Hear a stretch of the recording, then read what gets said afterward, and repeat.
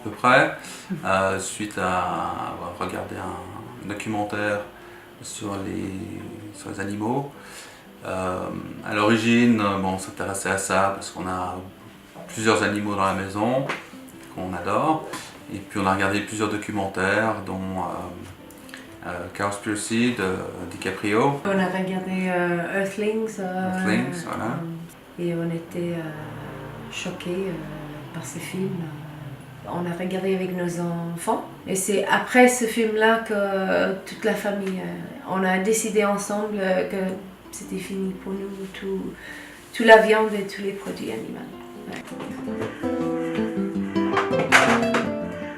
C'est bien habitué, on aime beaucoup ce qu'on mange maintenant. Et les produits qu'on mangeait à l'époque ne nous manquent pas. Non. Nos enfants non plus, même les animaux qui sont devenus véganes, Oui. ils mangent très bien, ils sont en parfaite santé. Donc c'est toute la famille qui a pu s'y mettre sans problème. Et on ne pourrait pas revenir en arrière maintenant. Non, je pense pas. On se sent bien. Mais à la maison, on a maintenant la raclette vegan, on a le fondu vegan. Je pense que c'est plutôt difficile de manger dans les bistrots français. Ça, c'est difficile. C'est viande, patates, fromage. La façon dont on prépare les mets, on va de plus en plus vers des épices qu'on avait un peu laissées dans l'armoire et qu'on découvre des goûts qu'on n'avait plus l'habitude de trouver.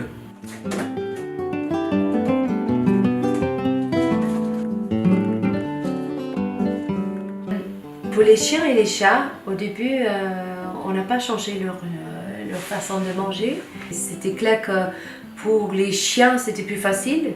Pour les chats, c'était un peu plus compliqué. Moi, je ne savais même pas que les chats et les chiens peuvent être véganes.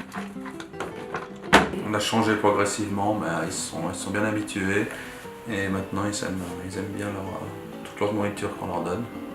Ils sont en parfaite santé. Ouais.